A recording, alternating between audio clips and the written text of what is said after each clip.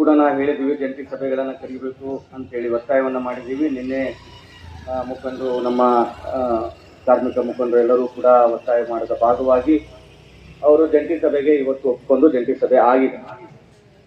ಆದರೆ ಜಂಟಿ ಸಭೆ ಆದ ಕೂಡಲೇ ನಮ್ಮ ಬೇಡಿಕೆ ಈಡೇರ್ತಾ ಅಂತೇಳಿ ಯಾವ ವಿಶ್ವಾಸದಲ್ಲಿ ನಾವು ಇರ್ಲಿಕ್ಕೆ ನಾವು ರೆಡಿ ಇಲ್ಲ. ಯಾಕೆ ಇಲ್ಲ ಅಂತಂದ್ರೆ, ಇದೇ ಆಡಳಿತ ಸೌಧ ನಿರಂತರವಾದಂತಹ ಹೋರಾಟದ ಸಂದರ್ಭದಲ್ಲಿ ಇದೇ ಆಶ್ವಾಸನೆಗಳ ಕೊಡುವ ಮುಖಾಂತರ ನಮ್ಮನ್ನ ಹಂತಂತಕ್ಕೆ ಯಾಮಾರಿಸಿದ್ದಾರೆ. ಅದು ಆಡಳಿತ ವರ್ಗ ಆಗಿರ್ಬೋದು, ಈ ಭಾಗದ ಜನಪ್ರತಿನಿಧಿಗಳಾಗಿರ್ಬೋದು, ಮತ್ತೆ ಬೇರೆ ಬೇರೆ ಇಲಾಖೆ. ಹಾಗಾಗಿ ನಮ್ಗೆ ಆಶ್ವಾಸನೆಗಳು ಕೊಟ್ಟಿದ್ದಾರೆ, ರೈಟಿಂಗ್ ಅಲ್ಲಿ ಕೊಡ್ತೀನಿ ಅಂತ ಹೇಳಿದ್ದಾರೆ. ಎಲ್ಲವೂ ಕೂಡ ಪ್ರೊಸೀಜರ್ ಪ್ರಕಾರ ಏನೆಲ್ಲ ಮಾಡಬೇಕು ಅದೆಲ್ಲವೂ ಕೂಡ ಅವರು ಒಪ್ಪಿಗೆಯನ್ನ ಕೊಟ್ಟಿದ್ದಾರೆ. ಆದ್ರೆ ಅದು ಸಾಕ ಅಂತಂದ್ರೆ ಅದು ಸಾಕ ಆಗುವುದಿಲ್ಲ ಅನ್ನುವಂಥದ್ದು ಕೂಡ ನಾವು ಸಂಘಟನಾತ್ಮಕವಾದಂತ ಒಂದು ತೀರ್ಮಾನಕ್ಕೆ ನಾವು ಬರಬೇಕಾಗಿದೆ. ಯಾಕಂತಂದ್ರೆ ಈ ಹಿಂದಿನ ವರ್ಷದಲ್ಲಿ ಕೂಡ ಇದೇ ಬೇಡಿಕೆಗಳನ್ನು ಇಟ್ಟಿದ್ವಿ ನಾವು. ಇದೇ ಬೇಡಿಕೆಗಳು ಇಟ್ಕೊಂಡು ಒಂದು ಬಸ್ಸು ಕೂಡ ಪ್ರಾರಂಭ ಆಗ್ಲಿಲ್ಲ. ಹಾಗಾಗಿ ಇವತ್ತು ಅವರು ಬಂದು ನಾವು ನಿರ್ದಿಷ್ಟವಾದಂತಹ ದಿನಮಾನಗಳಲ್ಲಿ ನಾವು ಮಾಡ್ತೀವಿ ಅಂತೇಳಿ ಒಂದು ಆಶ್ವಾಸನೆಯನ್ನ ಕೊಟ್ಟಿದ್ದಾರೆ. ಆ ಆಶ್ವಾಸನೆಯನ್ನ ಯಾವ ಕಾರಣಕ್ಕೂ ನಾವು ಒಪ್ಪುವುದಿಲ್ಲ.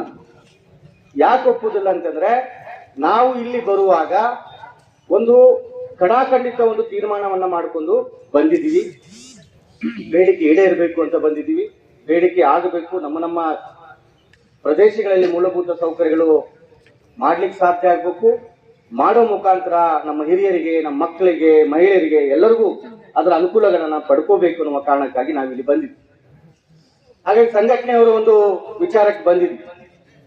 ಏನಂತಂದ್ರೆ, ಈಗಾಗಲೇ ರೈತರು ಬೆಳೆಯನ್ನ ಒಂದು ಪೀಕ್ ಬಂದಿದೆ. ಈಗಾಗಲೇ ಶಾಮನಾಥ್ ನಾಯ್ಕರು ಕೊಂಕಣಿಯಲ್ಲಿ ವಿವರಿಸಿದ್ದಾರೆ. ಈಗ ಕಟಾವು ಮತ್ತೊಂದು ಕೆಲಸಗಳು ಎಲ್ಲ ಇರೋದ್ರಿಂದ ಅದೆಲ್ಲವೂ ಮುಗಿಸಿ ಅವರು ಕೊಟ್ಟಂತ ಕಾಲಾವಕಾಶಗಳಲ್ಲಿ ಇದೇ ತಹಸೀಲ್ದಾರ್ ಕಚೇರಿಯಿಂದ ಇವತ್ತು ಆದಂತ ಸಭೆಯ ಪ್ರೊಸೀಡಿಂಗಿನ ಸಮಯದ ಆಧಾರಗಳಲ್ಲಿ ಸಮಯ ಆಧಾರದಲ್ಲಿ ನಮ್ಮ ಕೆಲಸಗಳು ಪಟ್ಟಿವಾರು ನಮ್ದೇನು 17 ಬೇಡಿಕೆ ಏನಿದಾವೆ, ಆ 17 ಬೇಡಿಕೆವಾರು ಯಾವ್ಯಾವ ಬೇಡಿಕೆಗಳು ಈಡೇರಿಸಲಿಕ್ಕೆ ಸಾಧ್ಯ ಇದೆ, ಯಾವ ಬೇಡಿಕೆಗಳು ಇರ್ಲಿಕ್ಕೆ ಸಾಧ್ಯ ಇಲ್ಲ, ಅದನ್ನ ಮತ್ತೆ ನಾವು ತಿರ್ಗಾ ಪಟ್ಟಿಯನ್ನ ಮಾಡಬೇಕಾಗ್ತದೆ.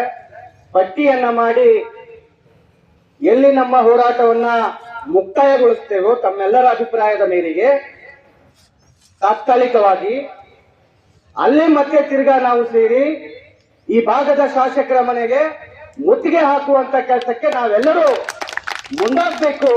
ಆ ರೀತಿಯಾದಂತ ಒಂದು ತೀರ್ಮಾನ, ಆ ರೀತಿಯಾದಂತ ಘೋಷಣೆಯನ್ನ ಪ್ರಾಂತ ರೈತ ಸಂಘ, ಇಲ್ಲಿ ಬಂದಂತ ರೈತರು ಇವತ್ತು ಘೋಷಿಸಬೇಕು. ಆ ತರದ ಒಂದು ತೀರ್ಮಾನವನ್ನು ತಗೊಂಡು ನಾವು ಮುಂದಿನ ಹೋರಾಟಕ್ಕೆ, ಒಂದು ಪ್ರಬಲವಾದಂತ ಹೋರಾಟಕ್ಕೆ ಒಂದು ತಯಾರಿ ಸಿದ್ಧತೆಯನ್ನ ಮಾಡ್ಕೋಬೇಕು. ಆ ರೀತಿಯಾದಂತ ಒಂದು ತೀರ್ಮಾನವನ್ನ ನಾವು ಇವತ್ತು ಮಾಡಿ ನಮ್ಮ ಕೆಲಸಗಳನ್ನ ಮುಗಿಸಿ ಅವರು ಕೊಟ್ಟಂತ ಸಮಯದಲ್ಲಿ ಮಾಡದೇ ಇದ್ದಲ್ಲಿ ಮತ್ತೆ ಇಲ್ಲಿ ಸೇರಿ ಇಲ್ಲಿಂದ ನಮ್ಮ ಪಾದಯಾತ್ರೆ ಹಳಿಯಾಳದ ಶಾಸಕರ ಮನೆಗೆ ಹೋಗ್ತದೆ ಅಂತೇಳಿ ಈ ಸಭೆ ಮುಖಾಂತರ ನಾವು ಘೋಷಣೆಯನ್ನ ಮಾಡ್ತೀವಿ. ದಯವಿಟ್ಟು ಇಲ್ಲಿ ವರದಿಗಾರ ಇದ್ರೆ, ದಯವಿಟ್ಟು ಇಲ್ಲಿ ಪೊಲೀಸ್ ಇಲಾಖೆಯ ಗುಪ್ತದಳ ಇದ್ರೆ ಈ ತೀರ್ಮಾನವನ್ನ ಪ್ರಚಾರಕ್ಕೆ ಬಳಸ್ಕೋಬಹುದು ಅಂತೇಳಿ ಈ ಸಂದರ್ಭದಲ್ಲಿ ನಾವು ಅಧಿಕೃತವಾಗಿ ಘೋಷಣೆಯನ್ನ ಮಾಡ್ತಾ ಇದ್ದೀವಿ. ಶಾಸಕರು ಕೂಡ ತಿಳಿಸಬಹುದು ಅಂತೇಳಿ ಈ ಸಂದರ್ಭದಲ್ಲಿ ನಾವು ಘೋಷಣೆಯನ್ನ ಸಮಿತಿ ಪರವಾಗಿ ಮಾಡ್ತಾ ಇದೀವಿ. ಮತ್ತು ಕೂಡ ಬೇರೆ ಬೇರೆ ಮುಖಂಡರು ಮಾತಾಡುವಾಗ ಅವರವರ ಅಭಿಪ್ರಾಯದ ಮೇರೆಗೆ ಅಂತಿಮವಾದಂತ ತೀರ್ಮಾನಕ್ಕೆ ನಾವಿಲ್ಲಿ ಬರ್ಲಿಕ್ಕಿದೀವಿ ಅಂತೇಳಿ ಈ ಸಂದರ್ಭದಲ್ಲಿ ಹೇಳಿಕ್ಕೆ ಬಯಸ್ತಾ ಇದ್ದೀವಿ. ಹಾಗಾಗಿ ನೀವು ಎಲ್ಲ ರೈತರು ದೊಡ್ಡ ಸಂಖ್ಯೆಯಲ್ಲಿ ಬಂದ್ರೆ, ಬೆಳಗ್ಗೆ ಇಲ್ಲಿಂದ ಹೊರಟ್ರೆ ದಾಂಡೇಲಿಗೆ ಸಂಜೆವರೆಗೆ ಬಹುಶಃ ಬಂದ್ಬಿಡ್ತೀರಿ. ದಾಂಡೇಲಿಯಲ್ಲಿ ಉಳಿಯೋ ವ್ಯವಸ್ಥೆ, ಊಟ ತಿಂಡಿದ ವ್ಯವಸ್ಥೆಯನ್ನ ಮಾಡ್ತೀವಿ. ಮಾಡುವ ಜೊತೆಯಲ್ಲಿನೇ ನಿಮ್ಮೊಟ್ಟಿಗೆ ನಾವು ಕೂಡ ಹಳಿಯಾಳಕ್ಕೆ ಬರ್ತೀವಿ. ಸೊ ಇಲ್ಲಿ ಪ್ರಾರಂಭ ದಿನಗಳಲ್ಲಿ ಕೂಡ ನಾವು ಪ್ರಾರಂಭ ಆಗುವ ದಿನಕ್ಕೆ ಕೂಡ ಬರ್ತೀವಿ. ದಾಂಡೇಲಿಯಲ್ಲಿ ವ್ಯವಸ್ಥೆ ಮಾಡಿ ಮತ್ತೆ ಇತರ ನಮ್ಮ ಕಾಮ್ರೇಡ್ಸ್ಗಳಿದ್ದಾರೆ, ಅವರನ್ನ ಒಳಗೊಂಡಂತೆ ನಾವು ಮತ್ತೆ ಹಳಿಯಾಳಕ್ಕೂ ಕೂಡ ನಿಮ್ಮೊಟ್ಟಿಗೆ ಬರ್ತೀವಿ ಅಂತೇಳಿ ಈ ಸಂದರ್ಭದಲ್ಲಿ ಹೇಳ್ತಾ ಇದೀವಿ. ಮತ್ತೆ ಹೇಳ್ತಾ ಇದೀವಿ, ನಾವಿಲ್ಲಿ ತಗೊಂಡ ತೀರ್ಮಾನದ ನಂತರ ಬೇಡಿಕೆಗಳು ಯಾವ್ದು ಈಡೇರ್ತವೆ, ಯಾವ್ದು ಈಡೇರಿಸುವುದು ಅಂತೇಳಿ ಒಂದು ನಿರ್ಣಾಯಕ ತೀರ್ಮಾನಕ್ಕೆ ಬಂದು ಮತ್ತೆ ನಮ್ಮ ಹೋರಾಟ ಮುಂದುವರಿತದೆ. ನಾವು ತಹಸೀಲ್ದಾರ್ ಕಚೇರಿ ಮುಂದೆ ಕುತ್ಕೋದಿಲ್ಲ, ಮಾನ್ಯ ಶಾಸಕರ ಮನೆ ಮುಂದೆ ಕುತ್ಕೋತೀವಿ. ಆ ತರದ ತೀರ್ಮಾನಕ್ಕೆ ತಾವೆಲ್ಲರೂ ಬರಬೇಕಂತೇಳಿ ಈ ಸಂದರ್ಭದಲ್ಲಿ ಹೇಳ್ತಾ ನನ್ನ ಮಾತನ್ನ ಮುಗಿಸ್ತೇನೆ.